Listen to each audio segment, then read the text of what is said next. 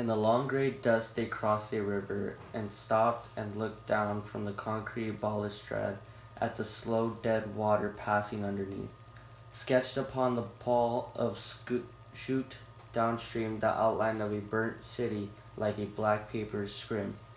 They saw it again just at dark, pushing the heavy cart up a long hill, and they stopped to rest, and he turned the cart sideways in the road against it rolling. Their masks were already gray at the mouth, and their eyes darkly cupped. They sat in the ashes by the side of the road and looked out to the east where the shape of the city was darkening into the coming light. They saw no lights. Do you think there's anyone there, Papa? I don't know. How soon can we stop? We can stop now. On the hill? We can get the cart down to those rocks and cover it with limbs. Is this a good place to stop? Well, people don't like to stop on hills, and we don't like for people to stop. So it's a good place for us?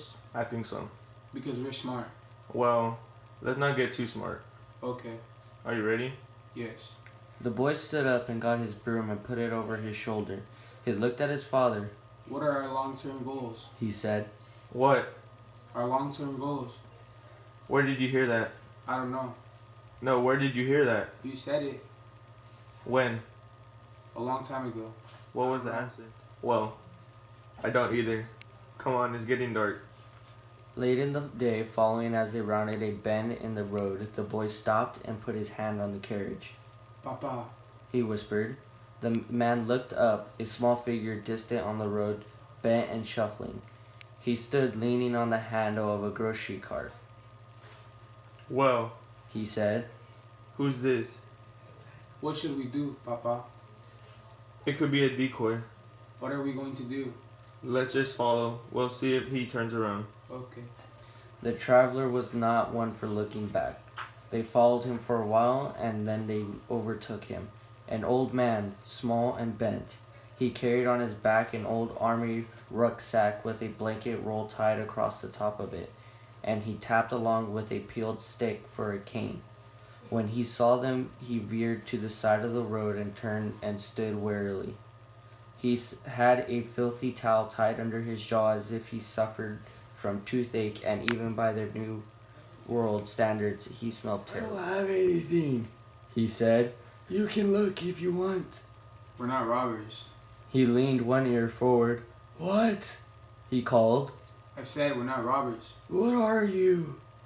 There had no way to answer the question. He wiped his nose with the back of his wrist and stood waiting.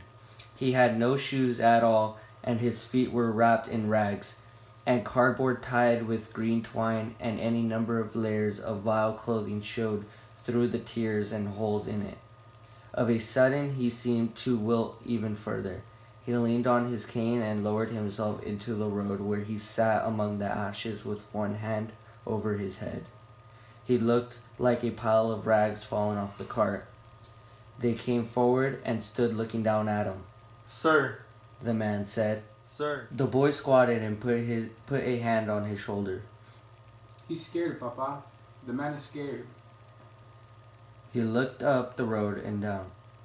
If this is an ambush, he goes first. He said. He's just scared, Papa. Tell him we won't hurt him. The old man shook his head from side to side, his fingers laced in his filthy hair. The boy looked up at his father. Maybe he thinks we're not real. What does he think we are? I don't know. We can't stay here. We have to go. He's scared, Papa. I don't think you should touch him. Maybe we could give him something to eat. He stood looking off down the road. Damn. He whispered. He looked down at the old man. Perhaps he had turned into a god and they to trees. Alright. He said. He untied the tarp and folded it back, and rummaged through the canned goods and came up with a tin of fruit cocktail, and took the can opener from his pocket and opened the tin, and folded back the lid and walked over and squatted and handed it to the boy. What about a spoon? He's not getting any spoon. The boy took the tin and handed it to the old man. Take it. He whispered. Here. The old man raised his eyes and looked at the boy. The boy gestured at him with the tin. He looked like someone trying to feed a vulture broken in the road. It's okay. He said. The old man lowered his hand from his head. He blinked, gray blue eyes half buried in the tin, and sooty creases of his skin. Take it. The boy said. He reached with his scrawny claws and took it and held it to his chest. Eat it. The boy said. It's good. He made tippy motions with his hands. The old man looked down at the tin. He took a fresh grip and lifted it, his nose wrinkling, his long and yellowed claws scrabbled at the metal. Then he tipped it and drank. The juice ran down his filthy beard. He lowered the can. Chewing with difficulty, he jerked his head when he swallowed. Look, Papa. The boy whispered. He jerked his head when he swallowed. Look, Papa. The boy whispered. I see. The man said. The boy turned and looked at him. I know what the question is. The man said. The answer is no. What's the question? Can we keep him? We can't. I know. You know? Yeah. Alright. Can we give him something else? Let's see how he does with Watched this. him eat. When he was done, he sat holding the empty tin and looking down into it as if more might appear. What do you think you want to give him? What do you think he should have? I don't think he should have anything. What do you want to give him? We could cook something on the stove. He could eat with us. You're talking about stopping for the night? Yeah. He looked down at the old man and he looked at the road. Alright. He said. But then tomorrow we go on. The boy didn't answer. That's the best deal you're going to get. Okay. Okay means okay. It doesn't mean we negotiate another deal tomorrow. What's negotiate? It means talk about it some more and come up with some other deal. There is no other deal. That's it. Okay. They helped the old man to his feet and handed him his cane. He didn't weigh 100 pounds. He stood looking about uncertainly. The man took the tin from him and slung it into the woods. The old man tried to hand him the cane, but he When did pushed you it eat away. last? He said. I don't know. You don't remember? I ate just now. Do you want to eat with us? I don't know. You don't know? Eat what? Maybe some beef stew with crackers and coffee? What do I have to do? Tell us where the world went? What? You don't have to do anything. Can you walk okay? I can walk. He looked down at the boy. Are you a little boy? He said. The boy looked at his What father. does he look like? His father said. I don't know. I can't see good. Can you see me? I can tell there's someone there. Good. We need to get going. He looked at the boy. Don't hold his hand. He said. He can't see. Don't hold his hand. Let's go. Where are we going? The old man said. We're going to eat. He nodded and reached out with his cane and tapped tentatively at the road. How old are you? I'm 90. No, you're not. Okay. Is that what you tell people? What people? Any people. I guess so. So they won't hurt you? Yes. Does that work? No. What's in your pack? Nothing. You can look. I know I can look. What's in there? Nothing. Just some stuff. Nothing to eat. No? Well, What's your name? Eli. Eli what? What's wrong with Eli? Nothing. Let's go. The boy walked in the woods much nearer to the road than he would have liked. He had to drag the cart while the boy steered from behind, and they built a fire for the old man to warm himself, though he didn't much like that either. They ate, and the old man sat wrapped in his solitary quilt and gripped his spoon like a child. They had only 2 cups, and he drank his coffee from the bowl he'd eaten from, his thumbs hooked over the rim, sitting like a starved and threadbare Buddha staring into the coals. You can't go with us. You know. The man said. He nodded. How long have you been on the road?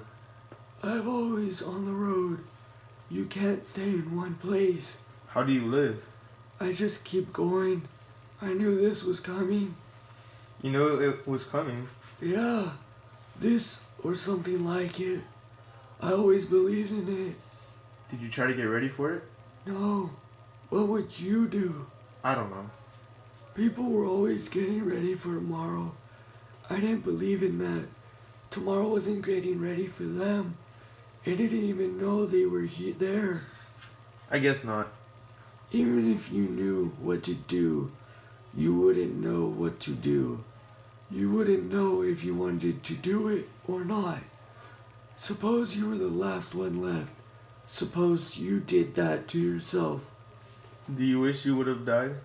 No, but I might wish I had died.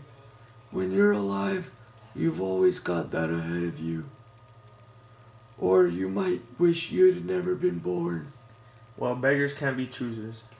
You think that would be asking too much?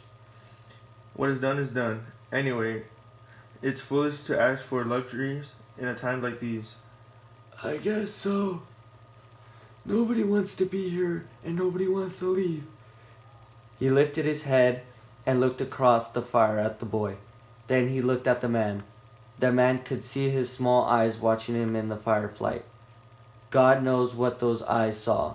He got up to pile more wood on the fire. He raked the coals back from the dead leaves.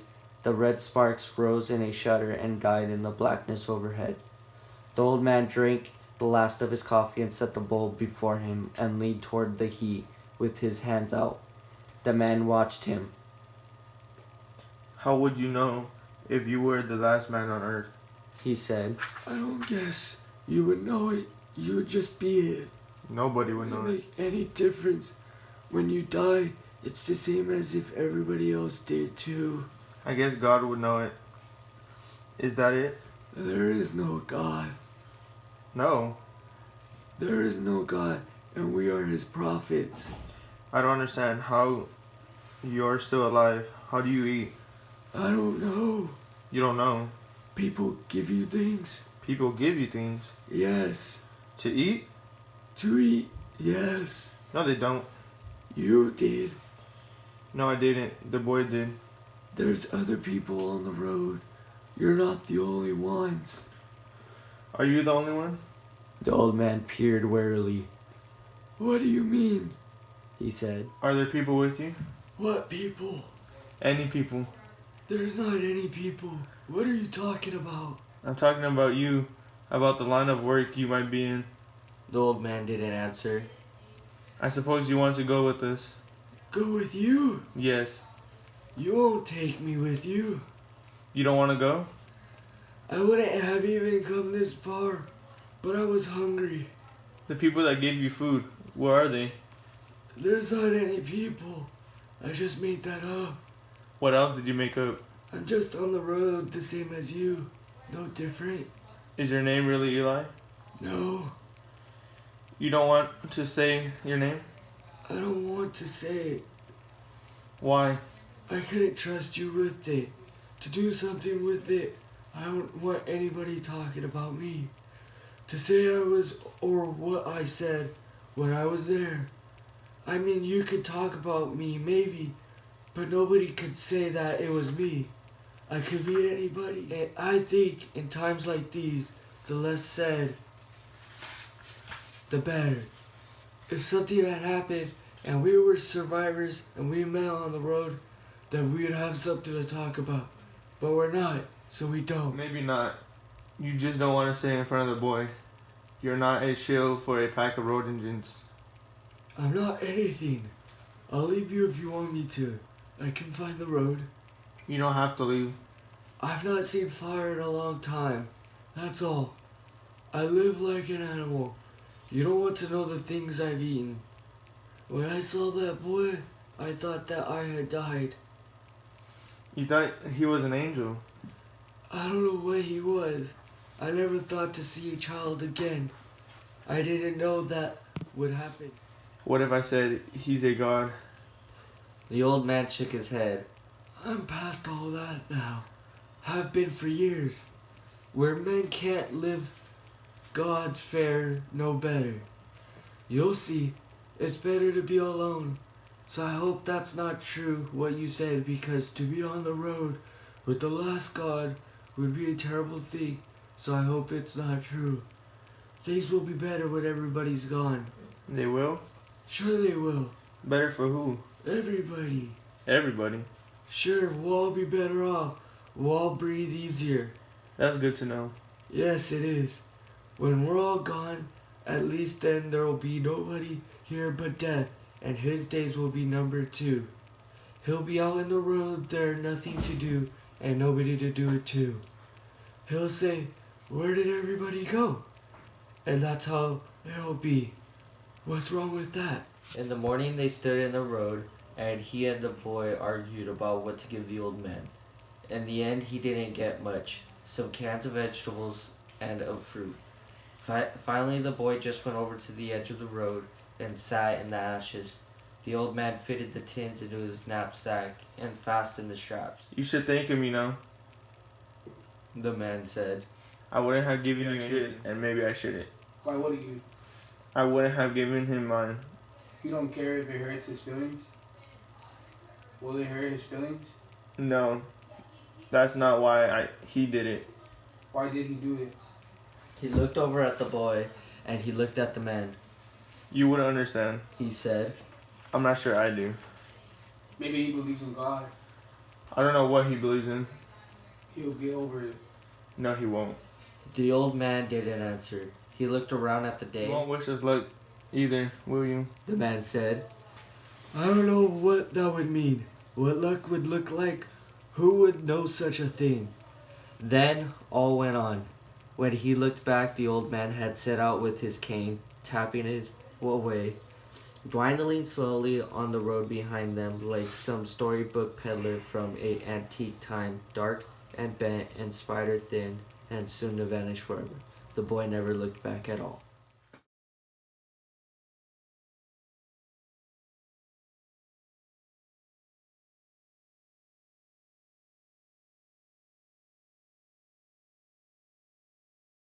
Why does the old man refuse to go with the man and the boy when given the chance?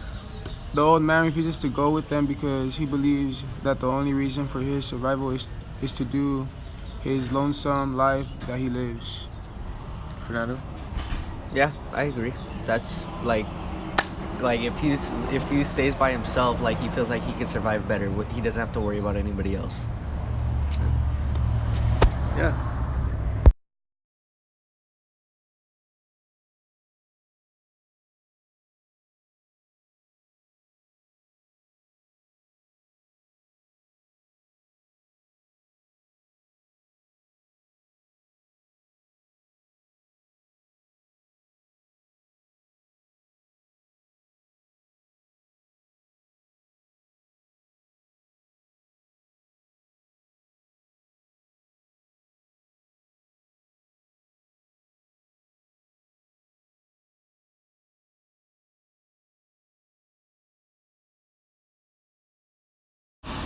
Why do you think the boy asked the old man so many questions about what happened to the world? I think the boy asked the old man so many questions about the world because he wanted to know how life was before the life they live now, and how it was better, and how people like actually wanted to live and they didn't eat other people. What do you think, Fernando? I agree. Like, yeah, I agree with that. It's the boy wanted to know. I feel like he was too young. He was too young and didn't realize, like, I couldn't understand what was going on. So he asked the old man, since he's been around longer, what was the world like before it ended, or how did this all happen? Good answer, yeah. Why do you think the old man believes that there isn't a God? I believe the old man thinks that there isn't a God because if there was, their life wouldn't be as messed up as it is now, and like everyone would be healthy and living again, and no one would be trying to scourge for food and killing other people just to eat and survive. I believe that the old man thinks that there isn't a God because he feels that if there was a God, that why would God do something like this to the world? Like, why is there a reason for this? And that's why he doesn't believe, because he doesn't think if there was a God, this would never happen.